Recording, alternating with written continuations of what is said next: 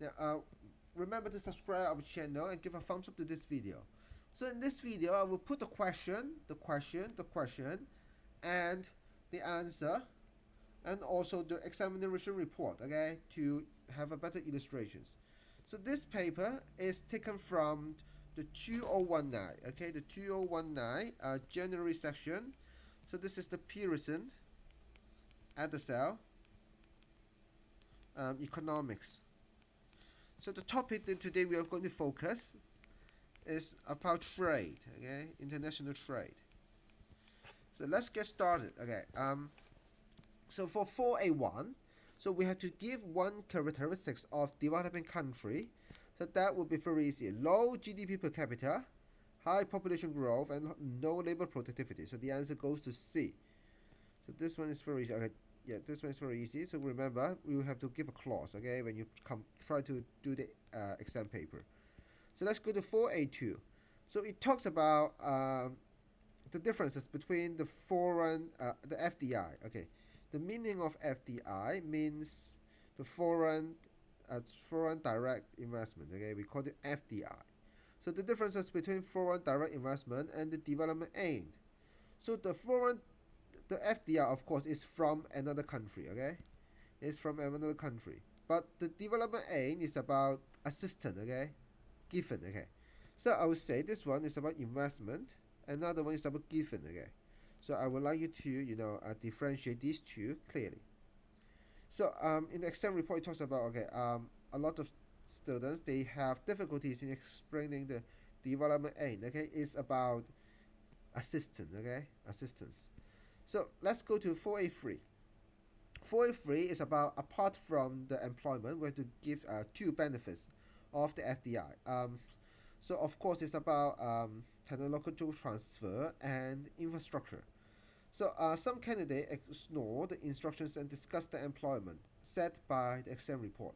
So remember, read clearly. So this one, if you discuss the employment, it's not the answer, because it states clearly that you have to do apart from the direct investment. Okay, so you are not going to discuss about employment. You're going to discuss the technological transfer and also the infrastructure. 1 mark for benefit, 1 mark for 1 mark for the development. So you have to do the development like this. Okay, the second marks. Okay, you have to do the development. Now in this part, okay, we have to assess the impact of depreciation on the firm involved in the international trade. So we have to talk about both negative and positive impact. So for the negative impact, okay, it would be, of course, about the imports will become more expensive, okay, and such as the raw materials. So the firms would become less price competitive. Okay, the import would affect the cost of productions. So that's the key. So on the other hand, for the positive impact, it would be about the export will become cheaper. So the export firm will become more competitive. Okay, yep. So this is to increase the sales. So this is the answer. So right now, okay, the imports become more expensive. On the other hand, export become more cheaper. So how can we assess the impact? Okay, so I would like you to read the exam report first. In the report, it talks about a lot of students, they have confusion between export and import. Okay, only a few students can get 5 to 6 marks. Of course, there are a few things you have to understand. The first one is about the PED. So I would like you to study this one, the Marshall-Linear condition.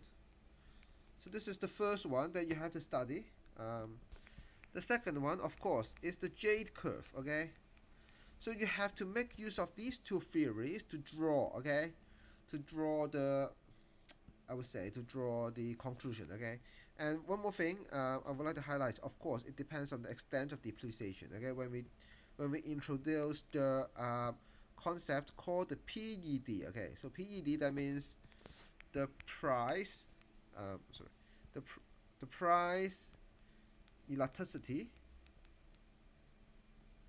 of demand. Okay, So I would like you to study the J curve and also the Marshall-Linear condition to grab the answer. Now in this questions, okay, we have to give one advantages and one disadvantages of free trade. Okay, so free trade, of course, it would make the product become more competitive in the foreign countries, and then the sales will increase. On the other hand, okay, will harm the sales of the production firms. So this is very easy, okay, as the report said, okay. Most candidates would offer weighted advantages and disadvantages. Remember, you have to do 1 mark for the development, okay, that I would like to remind you. I've put the question here, okay. So the question, okay, is talking about labeling the changes in the equilibrium price and quantity. So once a tariff is imposed, so this is very easy, right? The supply curve will shift to the left, okay? The supply curve will shift to the left, and you will see there is a rise in the price, and also the quantity will drop, okay? So it's very easy, I would say. So the 3 marks will be the supply curve shift to the left, correct placement of the PE1, and the correct placement of the QE1. So in the exam report it talks about, okay, most of the students can grab this one. It's quite easy. Now in this question we have to give 2 possible reasons why they might impose the tariff. So in the exam report it talks about they give weighted reasons but without sufficient explanation. So we will go through these explanation. So the first one is about revenue. So we have to explain clearly that the increase in the government revenue would enable greater expenditure to improve the economy. So this expenditure include, I would say, investment or subsidy provided by the government. So you have to explicitly highlight the reason behind. The next one, of course, is to protect, okay? Is to protect your local industry, okay? So you have to explicitly highlight. So it is for the domestic firms to grow, and it will make those import more expensive. So you have to highlight this import as it is the substitutes. This would be the substitutes to the local product. So you make the substitutes to the local product,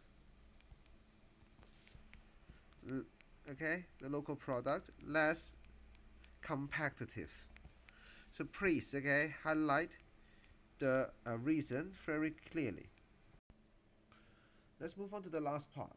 So the question talks about there is a rising global commodity prices such that the export just rose by 2.6%.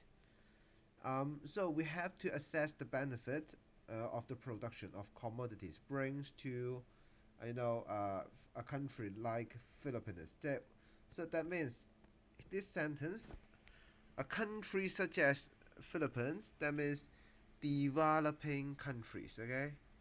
So that means, okay, we are going to talk about the situation in the developing countries.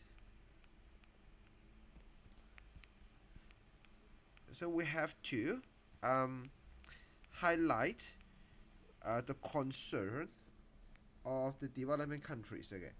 So first of all, we have to outline the benefit, okay? Say for example, so there will be employment, GDP growth, and contribution to the current account. So we have to highlight explicitly. So this one would be about export of goods and services. Goods and services.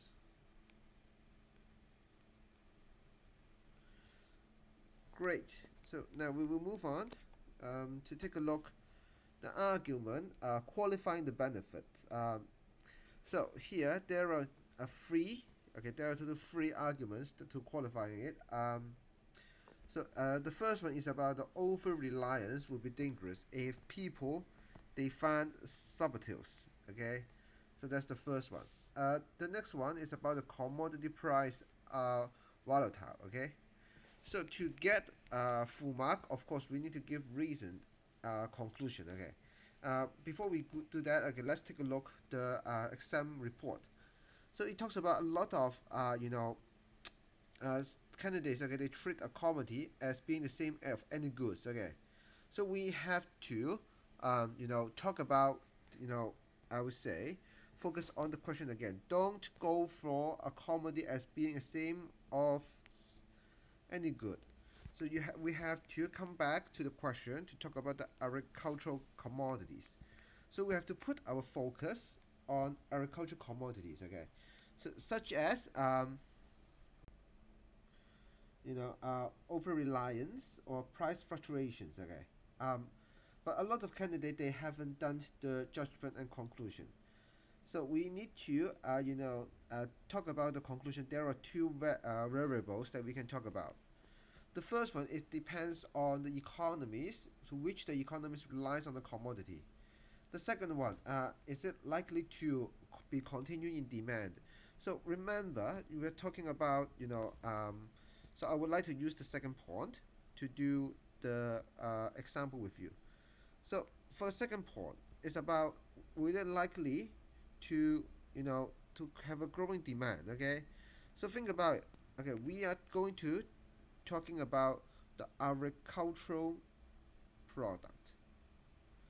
For agricultural product, so these are necessities. Okay, so you may talk about, hey, because of their because they are necessity, so there will be likely continuing demand. That's all for this video. Remember to give a thumbs up and subscribe to our channel.